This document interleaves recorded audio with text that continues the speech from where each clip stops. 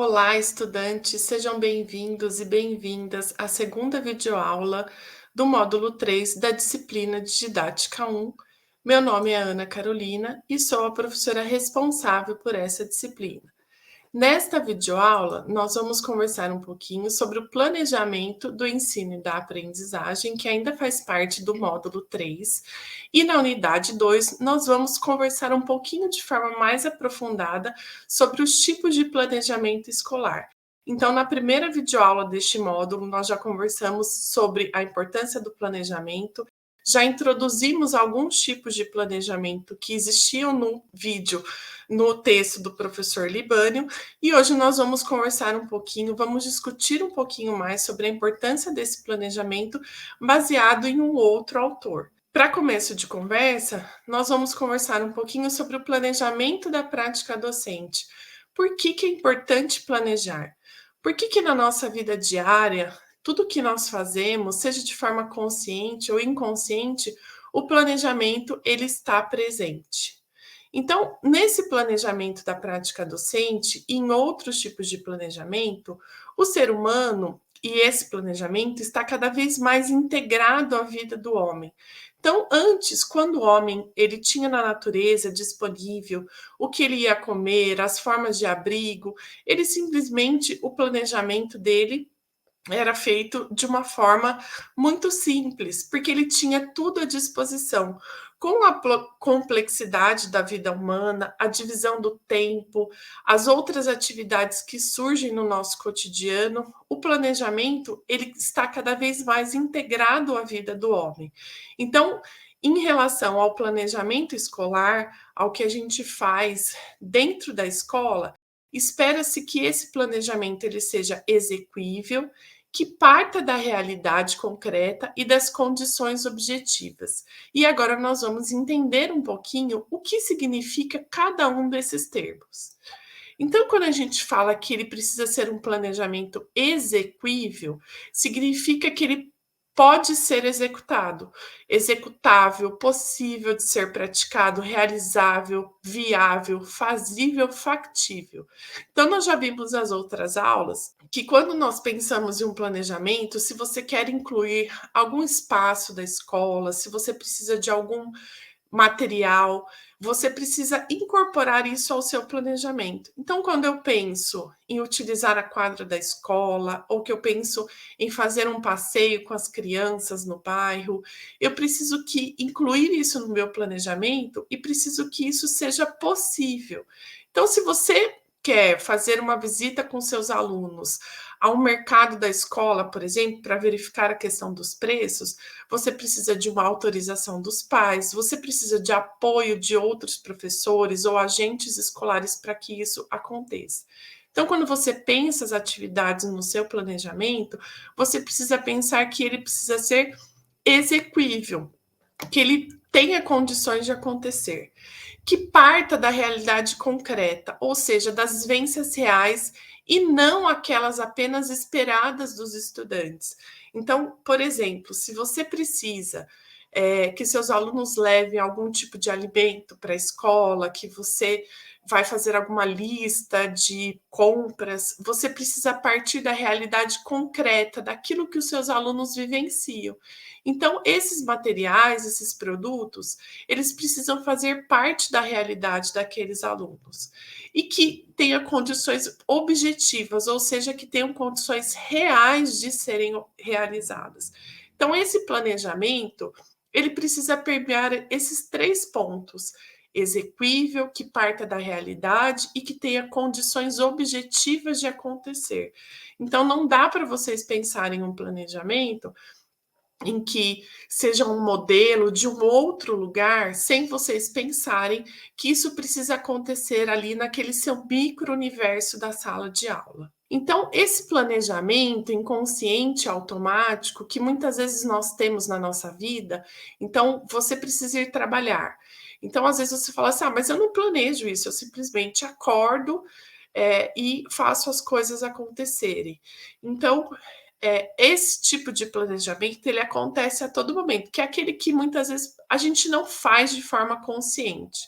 Mas há outros tipos de planejamento que, ao contrário disso, exigem de nós uma ação cada vez mais deliberada, sistemática e consciente, que é este o nosso caso, o caso do planejamento escolar. Então, nós, a partir desse texto que vocês têm disponível nessa unidade, ele vai definir como o que é esse planejamento da escola. Consiste em um conjunto de ações coordenadas entre si que concorrem para a obtenção de um resultado. O objetivo que se espera ou deseja. O planejamento deve ser compreendido como um guia para essa ação. Então, quando nós falamos de planejamento, nós precisamos fazer uma ação coordenada entre aquilo que eu pretendo que os meus alunos aprendam, entre a forma que eu vou alcançar, que eu vou utilizar para que os alunos cheguem a este conhecimento, os recursos que eu vou utilizar, como que eu vou fazer a avaliação deste processo de aprendizagem? Então, ele passa a ser um guia, ele é um norte, ele é um roteiro. Não significa que tudo vai acontecer como eu planejei, mas se simplesmente eu não planejo essa ação, o meu objetivo de aprendizagem ele pode ficar prejudicado. Então, nesse sentido, ele traz uma definição muito importante que o planejamento é uma ação transitiva. Ele não é estático, ele está ligando uma realidade que existe, então um determinado tipo de conhecimento que meus alunos têm, até um conhecimento que eu pretendo construir com esses meus alunos. Então, por isso que ele não é estático. Ele demonstra ali, eu tenho uma realidade naquele momento de conhecimento e o meu planejamento ele vai me levar a uma outra realidade, aquilo que eu pretendo que os meus alunos tenham de habilidades, que eles aprendam naquele momento, naquele conjunto de aulas, naqueles meses especificamente, naquela disciplina. E ele vai definir que esse planejamento ele está dividido em dois momentos. O primeiro é a sua elaboração, é o da racionalização, da antecipação dos possíveis resultados. E o outro é a sua operacionalização, é quando eu coloco o meu plano em ação, quando ele se realiza. Então, eu preciso pensar o meu planejamento nesses dois momentos distintos. No primeiro momento, eu vou me preparar para que ele aconteça, então, eu já vou prever alguns resultados, de repente, alguns problemas que eu vou encontrar neste caminho, e o segundo é quando de fato ele aconteça. Então, é o momento que eu vou colocar o meu plano, o meu planejamento em ação. Quando a gente fala de planejamento escolar, nós temos que pensar em algumas questões que norteiam o nosso planejamento ou precisam nortear o nosso planejamento. A primeira questão é possível pensar e realizar um planejamento escolar sem considerar o mundo e a sociedade em que a escola e nós estamos inseridos?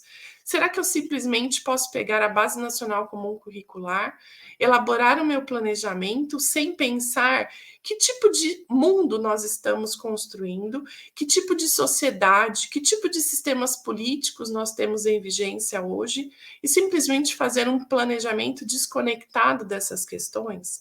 A segunda delas, é possível fazer um planejamento sem ter uma concepção de homem, sociedade e de mundo em que se quer construir?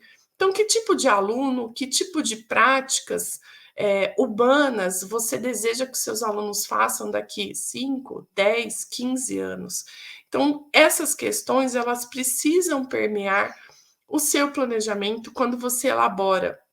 Que tipo de metodologias você vai utilizar? O que você gostaria que os seus alunos fizessem com esse conhecimento que ele vai adquirir? Então, não é possível pensar o seu planejamento sem olhar para essas questões. Então, por que é que ao fazermos o nosso trabalho na escola e na sala de aula, temos que nos preocupar com a sociedade na qual estamos inseridos? Porque você, professor, vai ser esse mediador entre essa sociedade que existe entre aquilo que os seus alunos sabem e aquilo que você deseja construir, aquilo que você deseja que os seus alunos sejam capazes de fazer, que sejam capazes de aprender. Então, essas três questões, elas precisam sempre nortear o seu trabalho enquanto professor, seja agora, enquanto estudante da graduação, quando você elabora um trabalho, quando você vai fazer um plano de aula para alguma disciplina, nós não podemos desconectar essas questões, porque senão o seu planejamento será um planejamento esvaziado. Ele só dará conta do conteúdo da disciplina, mas não da perspectiva da sociedade que você, a partir daquilo que você faz enquanto professor, você deseja construir. Ao fazer esse seu planejamento da prática docente, nós não podemos desconsiderar a sociedade mais ampla, pois é ela que nos fornece conteúdos, os meios, as formas e as condições, inclusive dita os fins para que ela ocorra. Então, essa sociedade, ela vai ditar o que ela quer desse homem, o que ela quer desse estudante, o que ela precisa que esse estudante aprenda na escola, o que ele saiba fazer com estes conteúdos. Então, a educação, ela não pode se limitar apenas à transmissão desses conteúdos tidos como se fossem neutros, isentos e despretensiosos. Então, quando a gente fala, e nós já temos visto aqui desde o início dessa disciplina, você, enquanto professor, você não é só aquele que transmite esse conhecimento, porque senão nós vamos remontar aquele período da história em que a escola tradicional ela se limitava a compreender o estudante como aquele que era uma página em branco, uma tábula rasa. Então, você, enquanto professor, nós, enquanto professores, precisamos fazer a mediação desse conhecimento. Então, é simplesmente eu transmitir esse conhecimento e pronto, e acabou? Não. O que meu aluno, no seu dia a dia, dentro das suas práticas sociais, ele pode conseguir fazer com esse conhecimento? O que esse conteúdo que você media vai transformar a vida desse estudante ao longo da sua vida? Então, nesse sentido, o professor, a escola e a educação devem contribuir para este desvelamento das contradições da sociedade. Então, por que as coisas são como elas são? Por que os sistemas econômicos, por que existem as guerras, por que existem pessoas que são mais pobres, outras que conseguem concentrar maiores recursos financeiros? Por que de repente, um determinado grupo de pessoas, que é a grande maioria da população brasileira, por exemplo, ela ganha baixos salários, enquanto um grupo pequeno concentra o maior número de riquezas.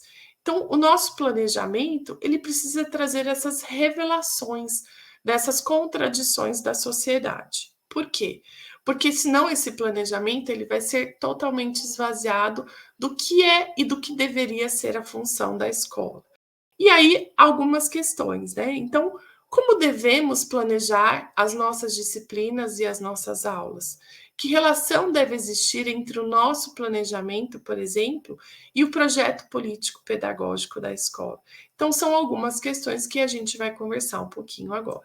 Uma das questões que precisa permear esse planejamento é como transformá-lo em uma prática coletiva e participativa.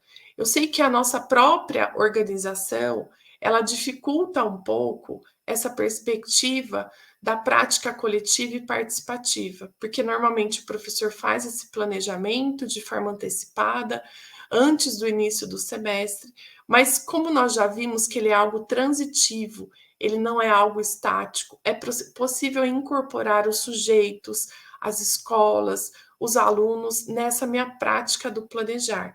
Então, embora vocês possam elaborar um planejamento para sua turma de primeira série, por exemplo, você tem estudantes, você tem pais, você tem outros professores que ministram aquelas disciplinas, você tem outros professores de outras áreas do conhecimento que não vão trabalhar ali diretamente com você, mas que professores de educação física, de arte, de formação cidadã, da área diversificada, ou seja, esse planejamento ele precisa acontecer de forma colaborativa, coletiva, porque esse estudante que está na sua aula é aquele que também está na aula de educação física, é aquele que também está naquela escola, e esse planejamento ele precisa, de uma forma completa, contemplar todos esses sujeitos. Então, como fazer para que ele não se torne apenas uma ferramenta burocrática? Aquela ferramenta que você, logo no começo do ano, antes de conhecer os seus alunos, precisa entregar para a escola. Então, nesse sentido, é preciso que você olhe para este documento, para esse seu plano de ensino, para esse seu plano de aula, para o projeto político-pedagógico da escola, e olhe para ele como um momento de construção coletiva e não simplesmente uma ferramenta burocrática que você vai ter que preencher no seu sistema e vai ter que entregar para a escola para cumprir a sua obrigação ali enquanto professor. Então, quando eu olho para esse planejamento e o vejo como um guia da minha ação, como uma parte da minha prática pedagógica, eu vou olhá-lo para além desse cumprimento dessa tarefa burocrática. E aqui nós vamos entrar especificamente nos tipos de planejamento que nós já vimos anteriormente na unidade 1, de uma forma bem breve, e aqui nós vamos fazer uma retrospectiva, porque é um outro autor que traz alguns elementos semelhantes ao professor Libânio, mas que é importante nós deixarmos claro quais as diferenças entre eles, né? Então, o plano de ensino, na videoaula anterior eu expliquei para vocês que é só vocês lembrarem do plano de ensino dessa disciplina, né? Então, é a previsão dos objetivos e tarefas do trabalho do professor para um ano, o semestre, conforme foi organizado no currículo. Então, é aquele plano que ele é mais geral, então que vocês têm uma perspectiva daquilo que vai acontecer. E nós temos o plano de trabalho docente, que é um detalhamento desse plano de ensino, com a definição das atividades, dos conteúdos, das ações, das formas, dos meios, dos objetivos que envolvem uma determinada unidade de ensino. Então, ele é o detalhamento para o trabalho de cada dia ou um conjunto de aulas ou um conjunto de dias.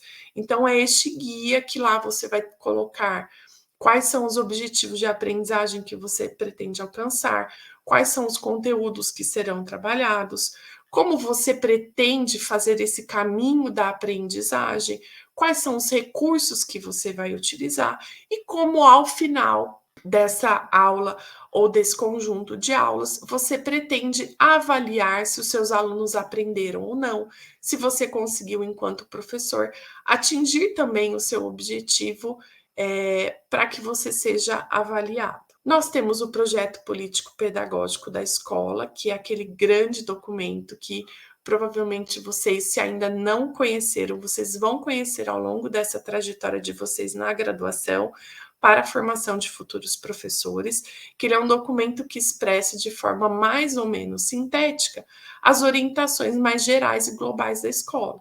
Então, como nós já vimos na videoaula anterior, nós passamos por determinadas escolas, né? Então, que tipo de pessoa, que tipo de aluno, que tipo de conhecimento, qual a missão daquela escola, quais os objetivos, como que está organizada a questão dos semestres, bimestres, trimestres, é um sistema de ciclos, qual é o período que tem aulas. Então, esse documento ele vai expressar essa escola.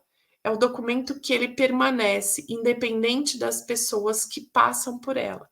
E ele vai expressar esse tipo de homem que se pretende construir naquela localidade, que é diferente. Em determinadas escolas, às vezes do mesmo bairro, tem características muito diferentes. Então, por isso que é um documento que ele precisa da participação coletiva.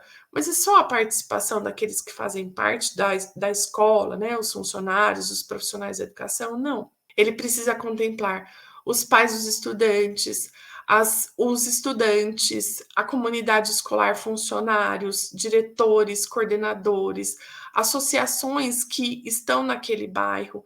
Então, essas pessoas, elas precisam participar, e é por isso que precisa existir uma mobilização para que essas pessoas, no momento de construção ou de atualização desse projeto político-pedagógico possam participar deste momento. E aqui nós vamos falar um pouquinho de 3 tipos de planos que não estavam na videoaula anterior, que é o plano municipal, o plano estadual e o plano nacional de educação, que também são planos, são projetos que as determinadas redes, estados e o próprio Brasil possuem do que elas desejam em relação à educação. Então, cada plano expressa o detalhamento que um determinado grupo, um segmento social, uma sociedade pensa, quer ou pretende fazer da educação sobre a sua responsabilidade. Então, por exemplo, Mato Grosso do Sul possui 79 municípios. Será que eu posso simplesmente pegar o que foi pensado para o Brasil e aplicar nesses 79 municípios sem pensar a sua particularidade, sem pensar que esses municípios têm tamanhos diferentes, têm objetivos diferentes, têm atividades econômicas diferentes. Então, esses planos, eles vêm trazer um detalhamento do que um determinado grupo, do que um determinado segmento social pretende da educação naquele município, naquele estado, e, de forma coletiva, o Plano Nacional de Educação vai trazer quais são os objetivos e as metas que nós, brasileiros, pretendemos alcançar com a educação. Então, eles trazem as diretrizes, as metas, as concepções de educação, do que se pretende realizar das atividades, dos conteúdos, das ações, dos objetivos e dos meios que vão nortear a educação por um determinado período. Então, por exemplo, o Plano Nacional de Educação, ele tem a duração de 10 anos. Agora nós vamos começar novamente a discutir o que nós pretendemos para a educação daqui mais 10 anos, porque nós temos que ter objetivos e metas que são a curto prazo, a médio prazo e a longo prazo para a educação. Então, o que é importante nós pensarmos nesses diferentes tipos de planejamento em relação ao município, ao estado e ao país, é que nós precisamos olhar com particularidades e construir a educação a partir dessas particularidades. Então, se, por exemplo, o meu estado, ele possui escolas que são ribeirinhas, quilombolas, indígenas, esses lugares, eles precisam pensar a educação de uma forma diferenciada. Não dá para tratar todas as escolas, todos os sistemas, por exemplo, como se todos vivessem em grandes centros urbanos. Então, as características regionais, as características econômicas, elas vão influenciar nesse tipo de planejamento. É por isso que sempre que você tiver a oportunidade de participar da elaboração desses planos, que você o faça, porque você agora é um estudante, mas amanhã você será um professor, um diretor, um coordenador, um secretário municipal de educação, de repente um técnico da sua secretaria de educação. Então, quando nós olhamos para esses documentos, para esses planos, para além de uma atividade burocrática, nós podemos contribuir para a sua elaboração e, com isso, melhorar a qualidade da educação no Brasil. E nós temos, como sempre, né, os desafios desse planejamento. Então, muitas vezes nós temos a resistência por parte dos educadores, porque, historicamente, durante o período da ditadura militar, os planejamentos eles eram tidos como algo que controlava aquilo que o professor fazia em sala de aula. Então, esse período ele traz marcas que ainda é difícil que são difíceis de serem rompidas. Então, muitas vezes, o planejamento ele é visto como uma forma de controle e padronização.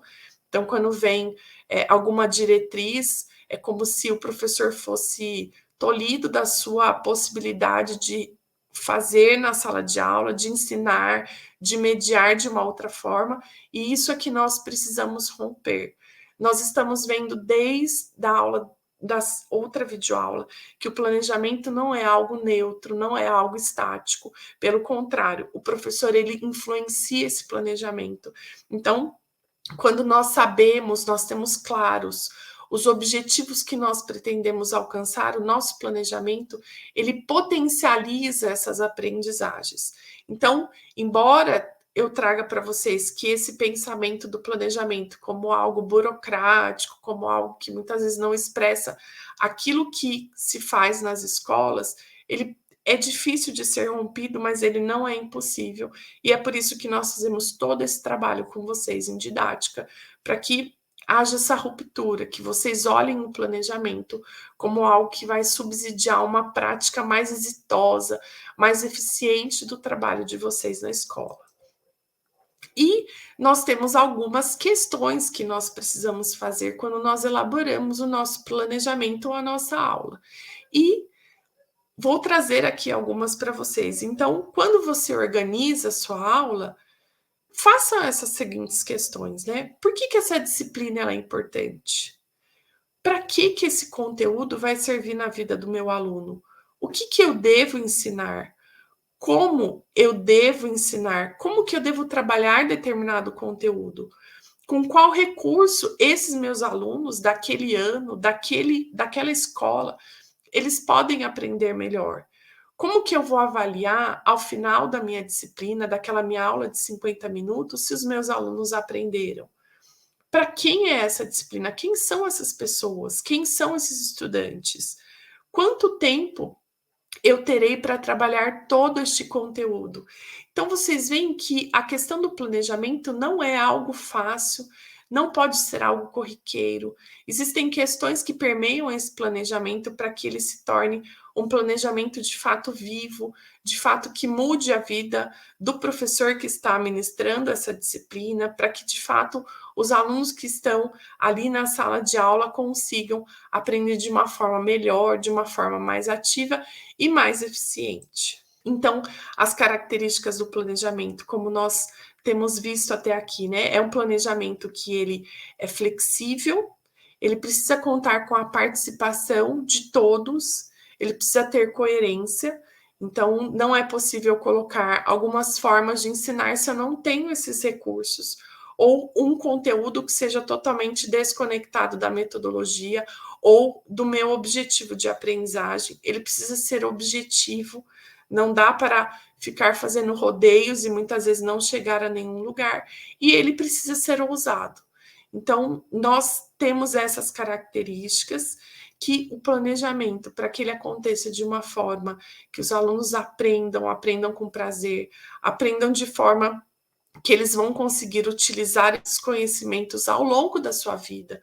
Porque, como nós já vimos, o que é uma aprendizagem significativa? É aquela que a gente não simplesmente esquece quando nós terminamos o nosso ano letivo ou quando nós saímos da prova. É aquele conhecimento que a gente vai passar por situações durante a nossa vida e a gente vai falar: eu aprendi esse conteúdo, eu sei o que fazer com esse conteúdo, eu sei o que fazer em uma determinada situação que eu não saberia se eu não tivesse passado pela escola. Então, quando a gente fala do planejamento, nós precisamos pensar nas suas etapas. E a primeira delas é pensar nesse diagnóstico. Primeiro dia de aula, seus alunos acabaram de chegar, cheio de energia depois das férias.